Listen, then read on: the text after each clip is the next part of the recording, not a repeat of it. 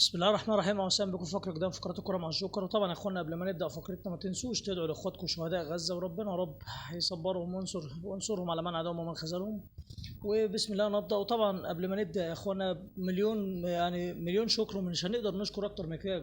جوارديولا طبعا يعني عمل اللي ما عملوش، مع كل احترامي اي حد عربي. يعني للاسف الراجل بيندد اكتر من مره بالصمت طبعا اتجاه غزه، وربنا رب يحفظك يا غزه ويحفظ شهدائك.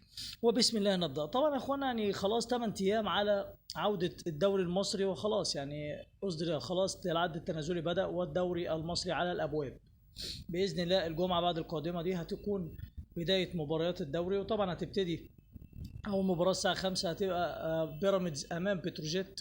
وطبعا سهره المباراه هتبقى سهره يوم الجمعه هتبقى مباراه نادي الزمالك امام فريق سيراميكا كليوباترا. طبعا يوم السبت كمان النادي الاهلي سيصطدم طبعا بمودرن سبورت. وطبعا بالتوفيق لكل الفرق. وطبعا شفنا لائحه الفوز، وطبعا مكافاه بطل الدوري هتكون 5 مليون جنيه، وطبعا مقابل مليون لكل فرق المشاركه.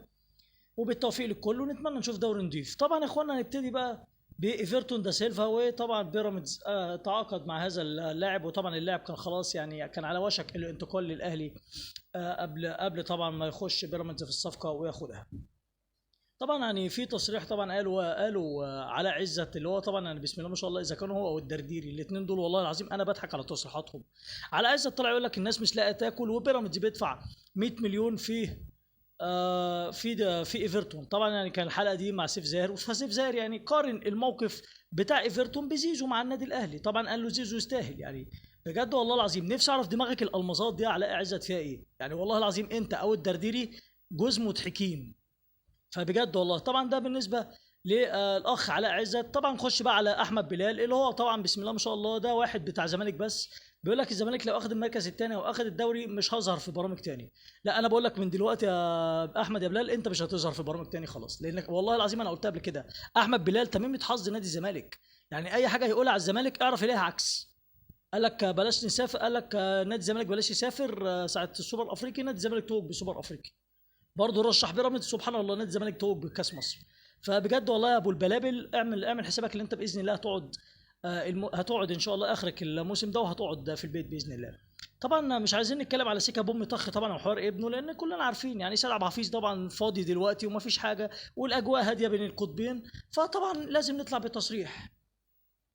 طبعا احمد طبعا كوكا لاعب النادي الاهلي ينضم رسميا الى قاسم باشا التركي. بالتوفيق لاحمد كوكا. طبعا قيمه الصفقه مليون دولار.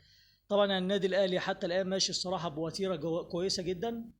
وبالتوفيق طبعا للاعب مع الفريق التركي.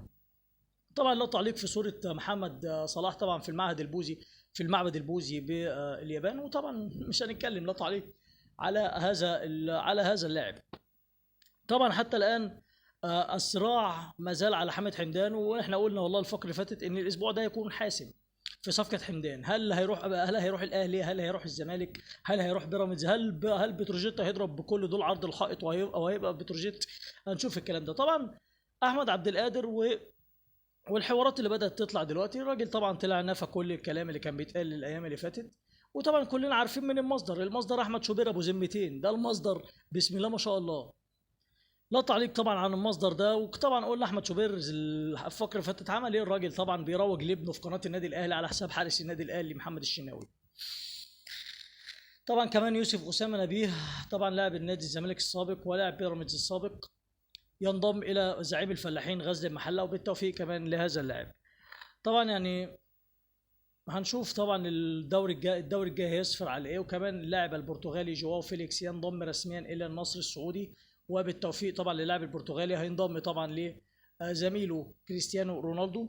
وطبعا عبد الله السعيد ينتصر على الاهلي مجددا. عبد الله السعيد طبعا كلنا فاكرين القضيه طبعا القديمه، ودلوقتي خلاص اصدر الستار عليها. وعبد الله السعيد القانون انتصر لعبد الله السعيد وربنا وفقه. طبعا عبد الله السعيد كلنا عارفين طبعا الحوارات اللي كانت بينه وبين النادي الاهلي قبل ما يمشي والكلام ده كله. لكن يا جماعه مش عايزين يعني بجد والله مش عايزين يعني بنبتدي من دلوقتي تعصب، من دلوقتي تصريحات، من دلوقتي خبط، من دلوقتي. طبعا كمان تصريحات عمرو الجنايني في حوار زيزو والكلام دوت. خلاص يا جماعه زيزو اختار سكته بالتوفيق ليه. طبعا امام عاشور والفيلم بتاع التجديد، كلنا يا جماعه عارفين ان امام عاشور عايز يتساوى بزيزو، عايز يتساوى في الفئه الاولى، ورغم ان هو في الفئه الاولى لكن عايز يتعدل.